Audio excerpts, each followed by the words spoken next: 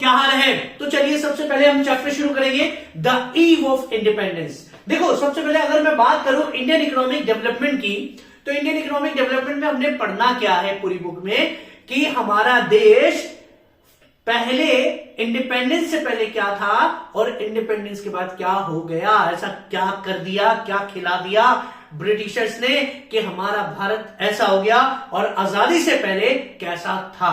तो इस पूरी बुक में हम यही पढ़ेंगे। क्या आपके दिमाग में कभी ये बात नहीं आती कि हमें अपने देश के बारे में पता होना चाहिए, उसकी हिस्ट्री पता होनी चाहिए? तो हम पूरी प्रॉपर हिस्ट्री तो नहीं पढ़ेंगे क्योंकि ये इकोनॉमिक्स है हम, लेकिन फिर भी काफी कुछ पढ़ेंगे अपने इंडिया से रिलेटेड। तो इसलिए बने रहें लास्ट तक। द ईव ऑफ इंडिपेंडेंस, आजादी के समय हमारी भारतीय अर्थव्यवस्था कैसी थी, इंडियन इकोनॉमी कैसी थी? भाई कैसी थी? देखो मेरे को ड्राइंग तो आती नहीं, लेकिन ऐसी थी कि हमारा देश बड़ा खुशहाल था। देखो इस ड्राइंग बनाने नहीं आती लेकिन हंस रहा है। तो हमारा देश ऐसा था। क्यों ऐसा था? क्योंकि हमारा देश, इंडिया वॉज प्रॉस्पेरियस इकोनॉमी। हमारा देश क्या था?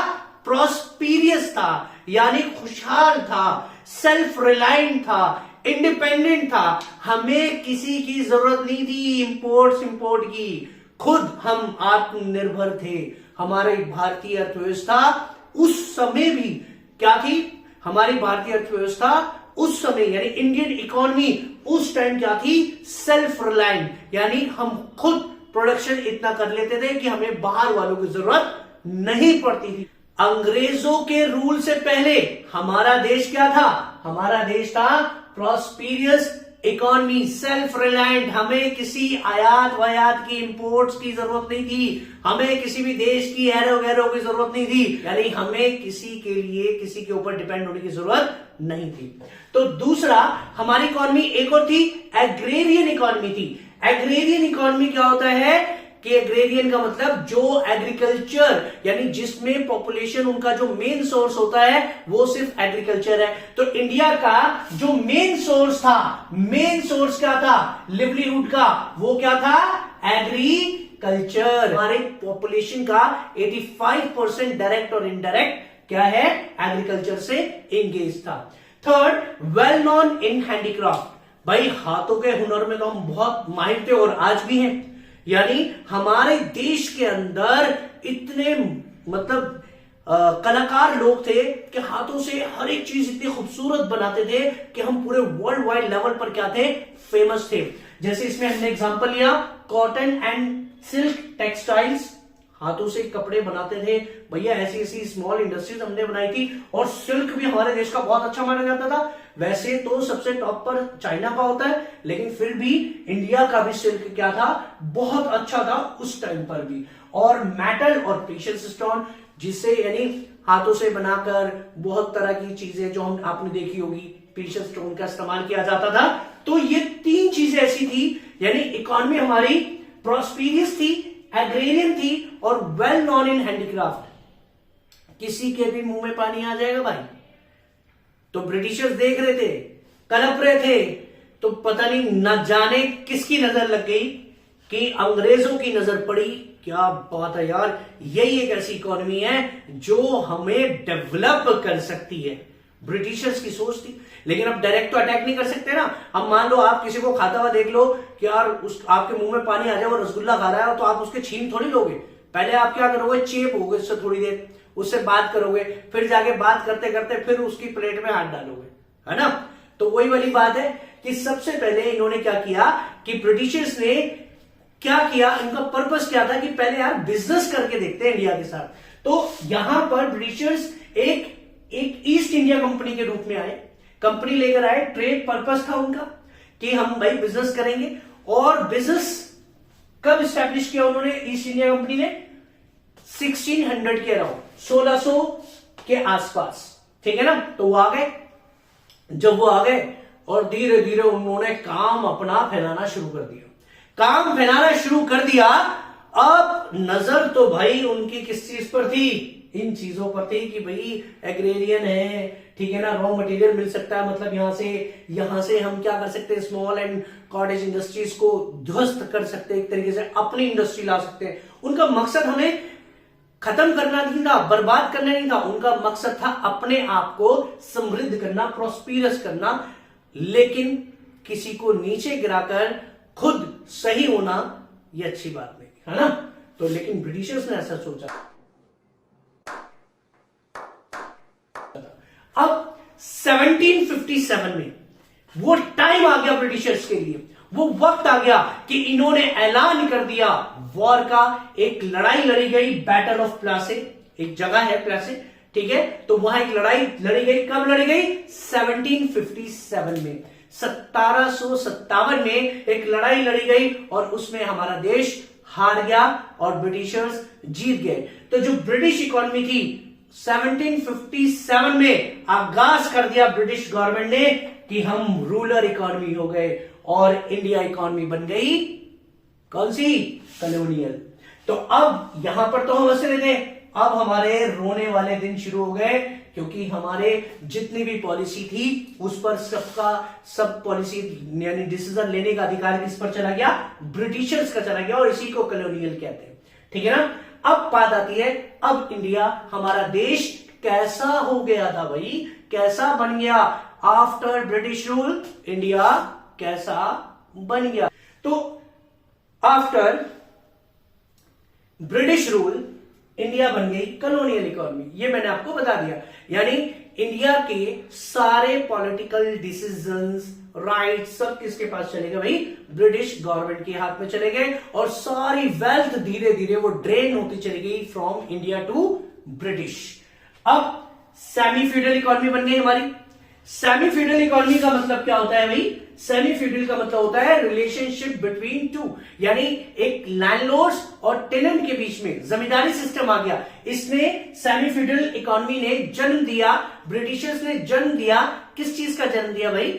जन्म दिया लैंड सेटलमेंट सिस्टम। क्योंकि जब एक से ज्यादा गवर्नमेंट आ जाती है तो उसे सेमी फ्यूडल कहते हैं, यानी एक गवर्नमेंट दूसरी गवर्नमेंट से क्या कर रही है? काम करवा रही है, वो आगे ले रही है फर्दर, उसे हम कहते हैं सेमी फ्यूडल। उसके बाद आता है स्टैग्नेंट इकोनॉमी। देखो स्टैग्नेंट इकोनॉमी का मतलब बड़ी धीमी गति से चल रही थी हमारी इकोनॉमी।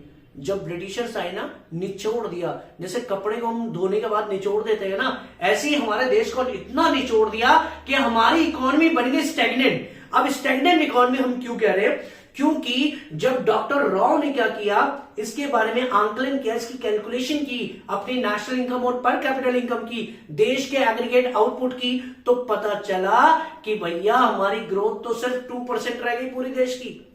नेशनल इनकम में 2% की ग्रोथ हुई और पर कैपिटल इनकम सिर्फ 0.5% ही रह गई। अरे देवा, ये गड़बड़ है बाबा। और ये कैलकुलेशन की थी 20th सेंचुरी के हाफ में, यानी 1950 के आसपास जब कैलकुलेशन की तो देखा तो ये तो कुछ है ही नहीं, खत्म कर दिया, निचोड़ दिया, मर गए, बाय बाय टाटा, इस तरह से, यानी बिल्कुल ही खत्म करके चले गए थे। फिर उसके बाद जाहिर सी बात है, जब इकोनॉमी हमारी स्टैग्नेंट हो गई तो इकोनॉमी ऑटोमेटिकली बैकवर्ड भी होगी। बैकवर्ड यानी पिछड़ा हुआ, पिछड़ी हुई अर्थव्यवस्था। अब पिछड़ी हुई अर्थव्यवस्था क्या भाई?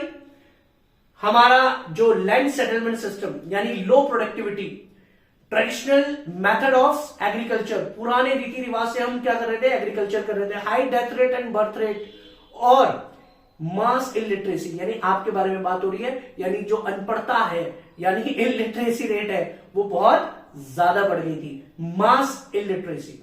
तो ये सारे पॉइंट्स थे।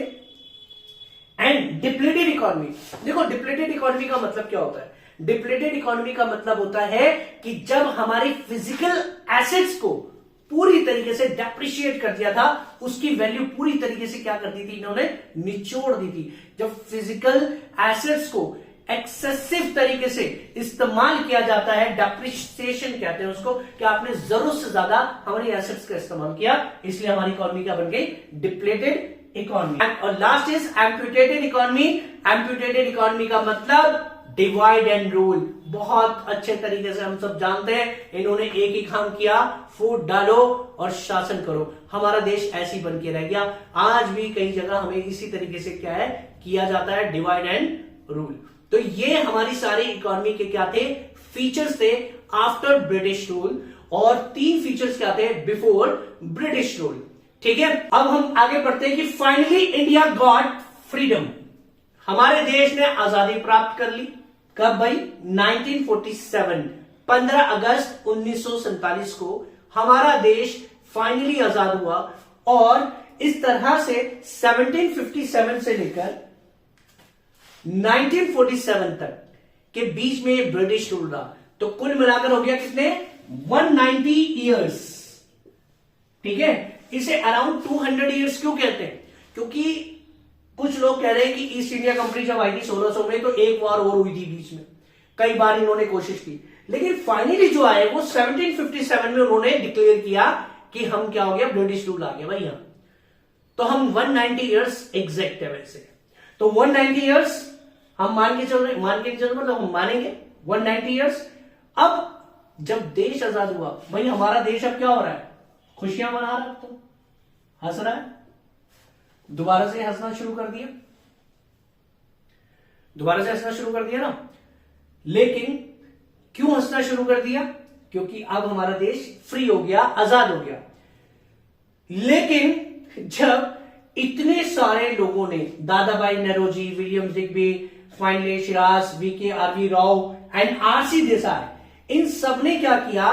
एस्टिमेशन किया अपनी नेशनल इनकम का और पर कैपिटा इनकम का। बट दिस इज कन्फ्लिक्टिंग, यानी दीज आर द कन्फ्लिक्टिंग, यानी आपस में भिड़े पड़े थे, कन्फ्लिक्ट था। तो इसीलिए हमने डॉक्टर राव की नेशनल इनकम और पर कैपिटल इनकम को ज्यादा तवज्जो दी, ज्यादा कंसिडर किया गया। तो डॉक्टर राव का क्या मानना था कि जो कंट्रीज थी उसके एग्रीगेट जो रियल आउटपुट है वो 2% नेशनल इनकम की ग्रोथ और 0.5% पर कैपिटल इनकम की ग्रोथ थी। ये मैंने आपको बता दिया स्टैग्नेंट इकोनॉमी में। इससे पता चला कि देश तो आजाद हो गया, लेकिन अभी भी क्या है, हम रो रहे, क्योंकि हमारी ग्रोथ क्या हो गई? स्टैग्नेंट। तो हर एक चीज स्टैग्नेंट, हर चीज जो हमारे देश में ये सब थी, ये सब स्टैग्नेंट। स्टैग्नेंट का मतलब होता है धीमी गति से ग्रोथ होना। तो हमारी ग्रोथ क्या हो रही थी? धीमी गति से चल रही थी। तो अब क्या चीज, इन सब के बारे में पढ़ेंगे। ठीक है, तो अब क्या है? एक्सप्लॉयटेशन ऑफ एग्रीकल्चर सेक्टर, उसके बाद industrial sector and foreign trade. Britishers ने किस तरह से ये जो 2% और 0.5% हमारी पर कैपिटल इनकम और नेशनल इनकम जो रिड्यूस हुई है, ये जो हमारी नेशनल इनकम 2% और 0.5% पर कैपिटल इनकम की जो ग्रोथ हुई है, ये क्यों हुई, कैसे हुई, इसके बारे में हमें पढ़ना है कि exploitation of agricultural sector, industrial sector and foreign trade, इन तीनों को निचोड़ डाला, इन तीनों को एक्सप्लॉइट किया। तो इसलिए अब हम नेक्स्ट क्लास में पढ़ेंगे कि किस तरह से एग्रीकल्चर सेक्टर को एक्सप्लॉइट किया, इंडस्ट्रियल सेक्टर को एक्सप्लॉइट किया और अपना फॉरेन ट्रेड को एक्सप्लॉइट किया। तो बने रहना, अगली वीडियो इसी टाइम पर सेम हम अपलोड करेंगे, आप जरूर देखना। ठीक है, अगर ये वीडियो आपको अच्छी लग रही है तो प्लीज सब्सक्राइब करें और हमें कमेंट्स में जरूर बताएं कि आपको ये क्लास कैसी लगी, ताकि हम और इनकरेज हों और अच्छी तरीके से आपके सामने वीडियो लाएं। Thank you so much and all the best.